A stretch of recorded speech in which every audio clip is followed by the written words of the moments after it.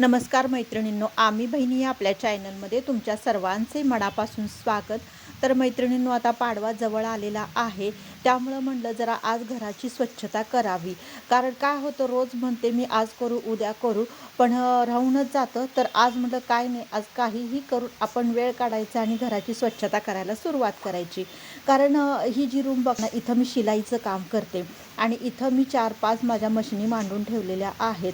आणि त्यामुळं काय होतं, कस्टमर सतत येतात आणि थोडं जरी घरात आपला पसारा दिसला तर ते आपल्यालासुद्धा नकोसं वाटतं आणि जरासुद्धा आपल्याला पसारा वाटला तर निगेटिव्हिटी यायला लागते.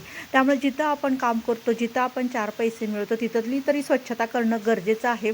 आणि जिथं आपलं किचन आहे, जिथं आपण वावरतो, तिथली पण स्वच्छता आपल्याला करणं गरजेचं आहे. त्यामुळं अगोदर म्हटलं चला ही रूम स्वच्छ करून घ्यावी आणि नंतर मग किचन आणि हॉल स्वच्छ करावा. त्यामुळे इथली स्वच्छता करायला अगोदर घेतलेली आहे. आणि इथे मी जास्त पसारा ठेवलेला नाही, लिमिटेड ठेवला, म्हणजे जेणेकरून पसारा हलवून आपल्याला स्वच्छता करता येईल. आणि त्याच्यानंतर बघू शकता की पूर्ण अशा जाळ्या झालेल्या होत्या. कारण आमच्या घरावरती बघू शकता हा पत्रा आहे आणि पत्र्यामुळं काय होतं, जरा जरी फट असली ना तिथनं धूळ येते. म्हणजे रस्त्यावरचं घर असलं कारणानं ना नेहमी भरपूर अशा जाळ्या होतात आणि 2 दिवस आड सारख्या जाळ्या काढाव्या लागतात. तर दाराच्याही साईडला थोडे थोडे अशा किरकोळ जाळ्या झालेल्या होत्या, त्याही किरसुनीने स्वच्छ अशा झाडून वगैरे काढल्या. म्हणजे कसं होतं, जरा आपल्याला पण थोडंसं प्रसन्न वातावरण वाटतं आणि काम करताना एक छानचं असं हे येतं, मनाला प्रसन्नता येते. त्यामुळे तिथली पण स्वच्छता करून झाली. नंतर बघितलं तर सकाळी मी झाडाला पाणी घातलेलं आणि दुपारी पाणी पूर्ण सुकलेलं होतं. तर म्हटलं चला झाडाला पाणी घालून घेऊया. बघा, उन्हाळ्यात आपल्याला जरा 10 मिनटं पाणी प्यायला वेळ झाला किंवा पाणी नाही मिळालं तर किती आपला जीव तळमळतो. त्यामुळं म्हटलं झाडंसुद्धा एक जिवंतच असतात आणि त्यांनाही पाण्याची गरज आहे आणि त्यामुळं आपण झाडांचीसुद्धा काळजी घेणं खूप गरजेचं आहे. त्यामुळे सर्व झाडांना मी पाणी घातले. कारण झाडं बघा आपल्याला फळं देतात, सावली देतात आणि कुठलीही झाडं असू द्या आपल्या अवतीभोवतीची, आपण अगदी लांबच्या झाडांना काही जाऊन पाणी घालू शकत नाही.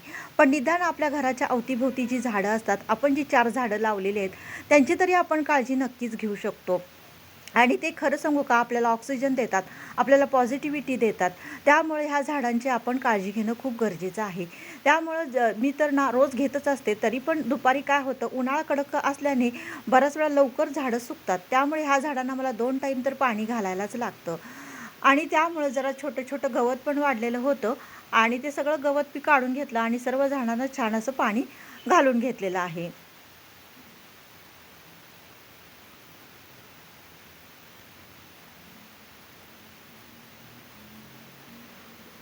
आणि अगदी आपल्याला मोठी-मोठी जरी झाडं लावता येत नसेल, तर छोटी का होईना 4 कुंड्यांमध्ये 4 झाडं लावण्याचा तर नक्की प्रयत्न करा.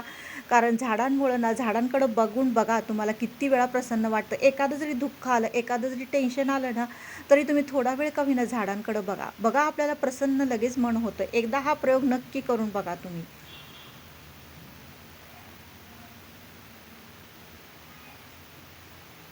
आणि ह्या कुंड्यांमध्ये मी छोटी-छोटी अशी कडुलिंबाची आत्ता नवीनच अशी रोप लावलेली आहेत. तर चला मैत्रिणींनो, भेटूया नेक्स्ट व्हिडिओमध्ये. बाय.